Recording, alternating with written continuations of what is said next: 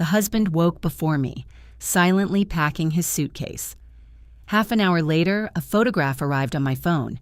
It showed him on a plane, kissing our assistant. The picture was captioned, "Farewell, old hag. I'm leaving you with nothing." I merely smirked. He had no idea that 15 minutes earlier, I had made a single phone call. Don't forget to subscribe to the channel and give it a like. Enjoy listening. The room was drowning in pre-dawn blue.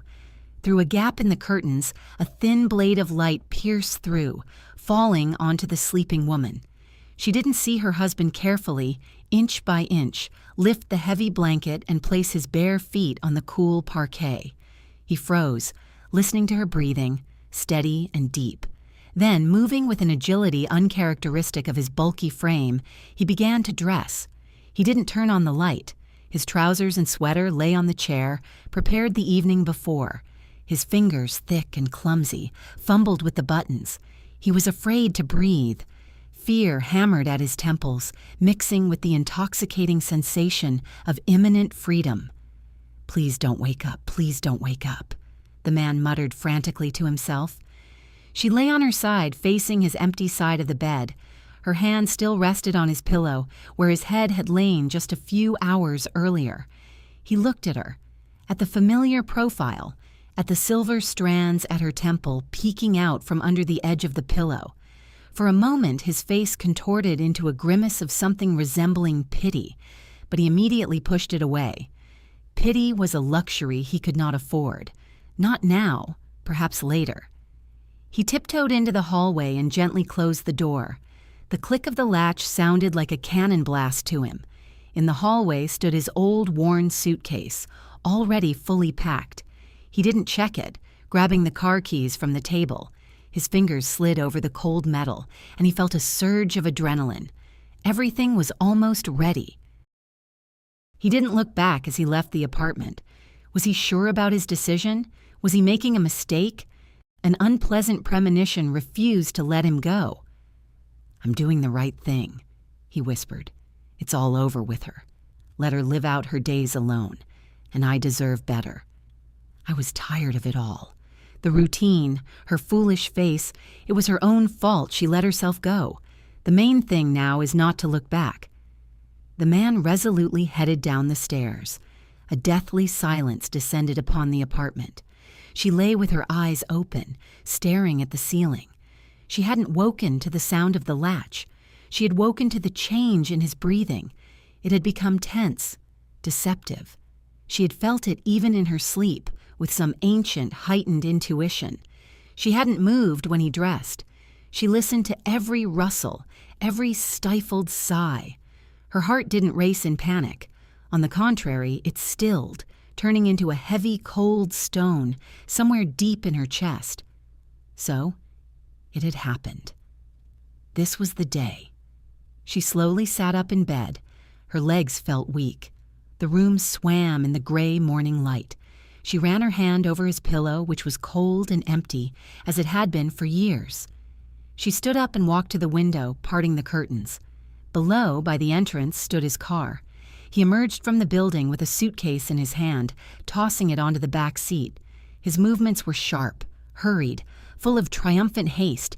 He didn't even lift his head, didn't glance at their window. The car sped off one last time and disappeared into the morning twilight. She didn't cry. She stood by the window, hugging herself, and gazed at the empty spot by the curb. How long had she been waiting for this? A month? A year? 15 years? She had long stopped counting the days when warmth died in their home. Only habit, duty, and a quiet, unremarkable life remained, like faded wallpaper. She walked into the kitchen, turned on the light, bright and harsh, and put the kettle on. Her hands didn't tremble. Her thoughts were crystal clear. She acted on autopilot as the kettle began to whistle softly. She poured the tea into his cup and hers. Old habit. She looked at his cup, thick, earthenware, which he loved so much. She picked it up and hurled it forcefully into the sink. Shards clattered against the white enamel. She looked at them, and the first living emotion finally stirred in her chest. Not pain, but malice. Not bitterness, but anger, quiet, cold, accumulated over years. She finished her tea, standing by the window. The dawn was breaking, flooding the streets with rosy light. The city was waking up. The life of an old, trusting woman was ending. She felt only a strange, chilling calm. Half an hour passed, perhaps more. She was washing her cup when the screen of her phone, lying on the table, lit up, and a short mocking message alert sounded. She slowly dried her hands, walked to the table, and picked up the phone. There was a single message from him on the screen. She opened it. A bright, colorful photograph. He was at the airport. His face was a blur of a happy, triumphant smile. He had his arm around a young girl with long, dark hair. Her lips were pressed into an arrogant pout, and he was kissing her on the cheek. And beneath the photo, the text. Just 2 lines, but enough to make one's blood run cold. "Farewell, old hag. I'm leaving you with nothing." She stared at the screen. A second, 2, a minute. Her face was expressionless. Then the corners of her lips slowly crept upward, subtly, distorted. It wasn't a smile, it was a smirk. Quiet, chilling, filled with such contempt and awareness of her own power that the air in the kitchen seemed to thicken. She put down the phone, walked to the window. The morning sun was in her eyes. She squinted. He didn't know yet, the happy trader on the plane hadn't guessed, that just 15 minutes ago, while he carried his worn suitcase to the car with a heart pounding with delight, she had made one single call. A call that would turn everything upside down. She picked up the phone again, found the number of the manager of their joint business in her contacts, a small but very profitable manufacturing plant. Mikhail Stepanovich was an old, trusted friend who had long regarded her husband with undisguised disapproval. She dialed the number. The receiver was picked up almost immediately. "Hello, Marina." Mikhail Stepanovich's voice was calm. He had been expecting this call and knew everything was going according to plan. "Everything is done, Mikhail Stepanovich," she said, her voice sounding surprisingly firm and steady. "He's just left, with a suitcase." "Understood. Don't worry. I have all the documents. The transfer to your name is processed. He won't get anything. No factory, no money, only the debts he managed to rack up recently." "Thank you, Mikhail Stepanovich." "Hang in there, Marish. You did the right thing. You put up with it for too long. I'm genuinely happy for you." She hung up the phone. The silence in the apartment became her ally again. It was no longer dead. It was ringing, filled with anticipation. She sat on a kitchen chair, placing her hands on the table. Her palms were dry and cold. She recalled, "It didn't start yesterday, not a year ago. It was a slow, creeping poisoning. At first, just growing distance. He started staying at work later. Then frequent meetings, gatherings with partners. Then the first dismissive phrases. 'What do you know about this? Don't interfere in what doesn't concern you. Just stay in your cozy kitchen. Your job is to make sure there's borscht in the fridge and my shirt is hanging on the hanger.'" She sat in the kitchen, cooking borscht and ironing shirts. She believed, forgave, sought compromise because it was necessary, because it was family, because so many years had been lived. And then she appeared, young, vibrant, predatory. He didn't even try very hard to hide it. He smelled of other people's perfume. She found receipts from shops and restaurants in his jacket pockets. He started spending money, a lot of money. He didn't explain what it was for. And when Marina asked, he would shout that she was bleeding him dry, that he was working himself to death. All she could do was hold out her hands, and she only held out her hands to wash his clothes, cook him dinner, mend, iron, nurse him when he was sick, listen when he complained about life. She was a shadow, a background, a convenient appendage to his well-being. And one day, she realized it couldn't go on like this anymore. She saw a correspondence on his phone with that very Lenotchka. Tender, lewd messages, humiliating to her Marina. There were also words about money, about how he would strip this fool bare and they would escape to warmer climes. "You have no idea how much he's gotten on my nerves." the husband said in a voice message. "I don't understand what I ever saw in her years ago. A washed-up, boring housewife constantly whining that I don't help around the house and don't pay attention to her. What attention, when I can't stand to look at her?" Okay. Sorry for burdening you, kitten. Can't wait to get away from this idiot." And then something snapped in her. Her patience, long and submissive, had burst. It didn't manifest in tears or hysteria. It turned to steel. She went to Mikhail Stepanovich, the old accountant who had handled all their financial affairs from the very beginning. She showed him the correspondence, told him everything, and saw not pity in his eyes, but furious, righteous anger. "Fool," hissed the old man. "He's completely lost his mind. Marina, you worked hard. These were all your ideas, your connections. He just moved his snout. It's good you didn't stay silent. There's no forgiveness for this idiot. Well done for coming. Now listen to me carefully." And they began to prepare. Quietly, methodically. Mikhail Stepanovich knew all about her husband's financial machinations, about how he had siphoned off money, taken out loans on the company, preparing to flee. They gathered documents, processed the transfer of all assets to her name, prepared a divorce petition with proof of his embezzlement and infidelity. Everything was ready. They were just waiting for one thing, for him to make the final fatal step, for him to leave, publicly, insultingly, so that the court would have no doubt who was the victim and who was the greedy traitor. And he left like a rat from a sinking ship that he himself had sunk and sent that photograph, that final humiliating spit in the face. He was so confident in his victory, so blind. The phone vibrated in her hand, an unknown number. She imagined his bewildered, gradually paling face somewhere at the arrival airport. He had already tried to withdraw money from his card and discovered that all his accounts were blocked.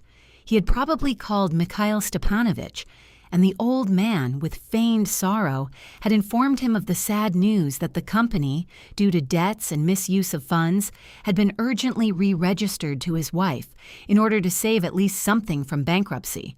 She declined the call, placed the phone on the table, let him suffer. She stood up, went to the wardrobe in the hallway, opened it. His side was empty. He had taken everything he considered his. Only his old things remained, hanging on the hangers like ghosts of the past. She pulled out a large garbage bag and began to methodically toss everything that was left of him into it. Old clothes, worn-out shoes, a battered leather belt. With each item, she threw it into the bag with a feeling of deep, almost physical satisfaction. The bag filled up. She tied it and kicked it into the corner. It would be thrown out tomorrow. She returned to the living room. The sun was shining brightly now, flooding the room with warm light.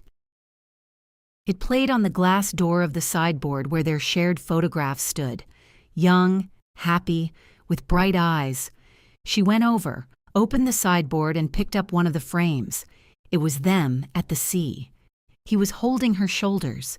She was laughing, squinting from the sun. How many years ago? It seemed like a lifetime. She didn't break the photograph. She simply took it out of the frame, carefully tore it in half. She threw his half into the same garbage bag. Her own she held for a moment, then sent it after his. The past was dead. It needed to be buried. The phone rang again. It was him again. She declined the call again. She didn't have time for him.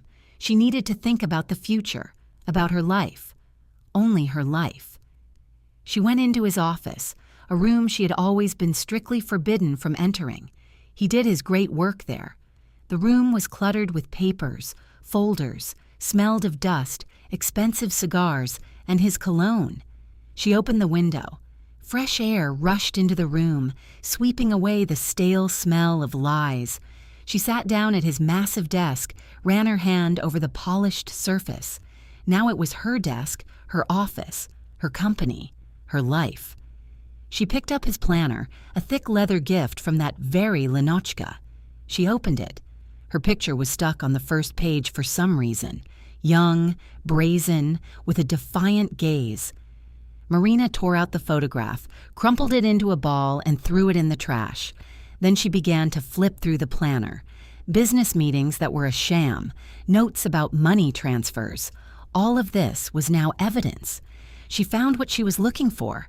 A note about tomorrow's meeting with a major client, a client she herself had once found and brought to the firm, a client who worked only thanks to her connections and reputation. She took out her phone, found the number. The client's name was Artyom. "Artyom, hello, it's Marina," she said, and that same confidence she had lost during her marriage returned to her voice. "Marina, we haven't heard from you in a while. What brings you here?" "On business, Artyom. Tomorrow's meeting with my husband is canceled. All further questions regarding our projects should now be resolved only with me." "And what happened?" Artyom's voice sounded surprised. "Sergei has left the company and our family. As of yesterday, I am the sole owner of the business. All the documents are ready. If you have any doubts, you can contact Mikhail Stepanovich." "I understand." Artyom paused. "Honestly, I'm glad. It's become impossible to work with Sergei lately. He only kept asking for money in advance. The agreement was with you, Marina, so I'm all for it." "Thank you, Artyom. So, see you tomorrow." "See you tomorrow." She hung up. The first step in her new life had been taken. Businesslike, confident. She felt her strength returning. The very strength she had before marriage, when she built her own life instead of drifting in the wake of someone else's ship. The phone rang again, this time her daughter Alina. Her voice was choked with tears. Mom, Dad just called me. What's happening? He said you ruined him, that you stole his business and kicked him out onto the street. He said you've gone mad." "Calm down, Alinochka." Marina's voice was soft but firm. "He lied. Just as he has lied all these years. He's not on the street. He's flown off on vacation with his young mistress, and before that, he tried to withdraw all the money from the firm and leave us with nothing. I just managed to get there first." "What? Who was he trying to leave with?" The daughter gasped. "That Lena, his secretary. You saw her at the corporate party last year. That doll." Anger could be heard in Alina's voice. "Mom, you're kidding. I wouldn't." "He sent me a farewell photo from the airport with the caption, 'Farewell, old hag.' Very nice of him. How dare he?" The daughter was no longer crying. She was furious. "I'm going to call him right now. I'll give him hell." "No, daughter, don't waste your strength. He's already gotten everything he deserved. He has no money, no business, only the debts he's racked up and his young paramour who, I'm sure, won't be too happy about this turn of events. Better come over to my place. Help me throw out his old junk? I'm already on my way. Mom, hang in there." Marina hung up the phone. Tears welled up in her eyes. But these were not tears of pain or resentment.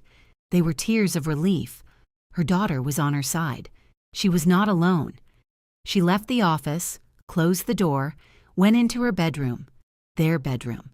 She went to the wardrobe, took out her old expensive suit, which she hadn't worn for several years. It had hung there unused because her husband didn't like it when she looked too businesslike. He said it scared his partners. She put it on, looked in the mirror. The suit was a little loose. She had lost weight during these anxious months, but her eyes burned with that same fire, the fire of a woman who knew her worth. The doorbell rang. It was Alina. Marina went to open it, feeling her back straighten more with each step. "Daughter, thank you for coming so quickly." Marina couldn't hold back tears again. "I really need you to be here." "You're welcome, Mom. You were always there to support me. Now it's my turn. I'll always help you and be on your side." The airport was full of people. Noise, hubbub, voices in different languages. He stood at the car rental counter feeling like a complete idiot. None of his cards went through. He called Mikhail Stepanovich, and the latter, sighing with regret, informed him of the suddenly revealed circumstances, the debts, and that Marina Igorevna, as the legal co-owner, had signed the documents for the change of management to save the assets. Marina Igorevna. He had never thought of her in those terms.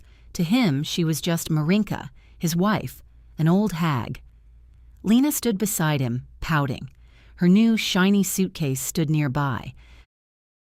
"How much longer can this go on? I'm tired. You said everything would be ready here." "The car is rented," he snapped. "Shut up, you painted idiot," he snarled. "I'm not in the mood for you." She flinched back. Her eyes filled with hurt. "How dare you talk to me like that?" He turned away, dialing Mikhail Stepanovitch's number again. He didn't answer. He dialed his daughter's number. Hearing his voice, she didn't scream. She spoke coldly, enunciating each word. "Don't call here again. You betrayed Mom. You betrayed our family. You are no longer our father." And she hung up. He lowered his phone. His ears were ringing. He felt the ground disappearing from under him. Lena was saying something to him in a capricious, whiny voice, but he could barely hear her anymore. He understood only one thing. His plan, so perfect, so flawless, had failed. A global, catastrophic failure. He tried to call Marina for the 10th time, and again, short, busy signals. She had blocked him, the head of the family, the provider, the master of his life. He was blocked by his own wife. Lena snatched his phone from his hand, saw Marina's name on the screen. "You're still calling her," she hissed. "After everything she's done to us, you don't understand anything." He snatched the phone back. "She didn't do it. She set me up." "And what did I tell you?" Lena flashed her eyes. "I told you we should have transferred all the documents to ourselves a month ago, but you procrastinated. You were afraid. And how did it all end? We're in a foreign country with not a penny in our pockets." He looked at her beautiful, angry face, and suddenly realized with horror that she was looking at him exactly as he had looked at Marina all these years, with contempt and irritation. "What are we going to do?" she asked, crossing her arms over her chest. "I don't know," he said honestly, and felt panic engulf him. Real animal panic. "I don't know." "If you don't come up with something in an hour, then good luck. You promised me mountains of gold, and now what? I'll call Mom. She'll send me money for a ticket, and I'll fly out on the first flight." Marina and Elena finished cleaning. Bags with his things stood in the hallway. The room had transformed, becoming brighter, more spacious, easier to breathe. "Mom, what are you going to do now?" asked Elena, brewing fresh tea. "Live," Marina replied simply. "Work. Maybe I'll redecorate the apartment, throw out the old furniture, put up light wallpaper." "And you? Don't you regret it?" Marina looked at her daughter, a direct, honest gaze. "No, I only regret one thing, that I didn't do it sooner, that I allowed him to humiliate me for years, that I thought patience was a virtue. No, Elena, patience is just cowardice, the fear of changing something." They sat in the kitchen, drinking tea and talking. They talked about the future, about Elena's plans for her studies, about new company projects, about where they could go on vacation together. For the first time in many years, they talked without looking back at him, without fear of saying something wrong. In the evening, Elena left. Marina was alone. But this loneliness was different, not frightening, but peaceful. She brewed some mint, sat in an armchair by the window. Outside, the lights of the big city, her life, began to light up. She took out her old photo album, the one that lay at the bottom of the wardrobe. She began to flip through it. School photos, university, youth. She looked at her face, laughing, confident, full of hope. That's how it should have remained. That's how it would be now. She closed the album, walked to the window. The night was quiet and clear. Somewhere, in another hemisphere, a man who thought he had ruined her life was in a panic. She stood here by her window and felt that her life was just beginning. For the first time in a very long time, a genuine smile graced her lips, truly, deeply. This smile held not just the residue of past sorrow, but also an immense, radiant anticipation for what lay ahead, her future. The following morning, Marina awoke with a sensation she hadn't experienced in years. She had slept soundly. A profound, peaceful weariness had left her body. Stretching, her gaze fell upon the vacant space beside her in bed. There was no ache, only a lightness. She rose and began her exercises, a forgotten routine that he used to mock. "At your age, it's time to settle down," he would say. Now her years belonged solely to her. While the coffee brewed, she sat at her computer and checked her email. Mikhail Stepanovich had already forwarded all the necessary documents for her signature. The scanned copies were perfect. She printed them and meticulously signed each one. Her signature, always so hesitant, now appeared confident and firm next to his bold flourish. The intercom buzzed. It was the courier with official bank documents. She signed them and accepted the envelope. Upon opening it, she found new plastic cards and a checkbook, all bearing her name. Her name, Marina Igorevna. It no longer sounded like a patronymic, but a title. The title of a woman who had reclaimed her life. She transferred the funds for the apartment and paid the bills. She had done these things before, but it felt profoundly different now.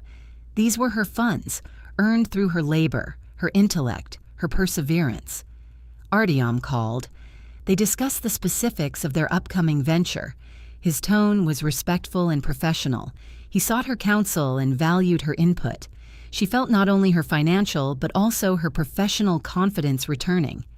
Later that day, she indulged in a small luxury, visiting a beauty salon for a haircut. Her hair, long neglected by skilled hands, now shone, styled into an elegant contemporary cut. She chose not to color her gray strands. Let them remain. They were her story, her lived experiences. That evening, she donned a new suit and headed to a restaurant. She ordered her favorite dish, one he detested, and a glass of fine red wine. Seated by the window, she watched the city lights, feeling not solitude, but a profound sense of freedom. Freedom to choose what to eat, what to drink, whom to engage with, and how to live. Upon her return home, her phone displayed a missed call notification. It was him again, from the same number. She deleted the alert, then navigated to settings and permanently blocked the number. A chapter had closed. She showered, slipped into her softest robe, and settled back into the armchair by the window. Tomorrow promised a meeting with her lawyer, followed by Artyom, and then a viewing of an apartment she had set her sights on. A compact yet bright studio in a new neighborhood. A fresh start. A new home. A new life. She picked up a book she had long intended to read but had lacked the time or energy for. Now both were present. Before retiring, she stood at the window. The city was quieting, but its lights burned steady and calm, much like the inner light that now glowed within her. Having traversed the fires of betrayal and humiliation, it had not extinguished. It had been tempered and had only grown brighter. She turned off the living room light and walked into her bedroom. Her bedroom. As she settled into bed, she reached for her side. The entire bed was now hers, and for the first time in many, many years, as she drifted off to sleep, she felt not emptiness, but a quiet, serene joy, the joy that everything was just beginning, and this beginning was entirely hers.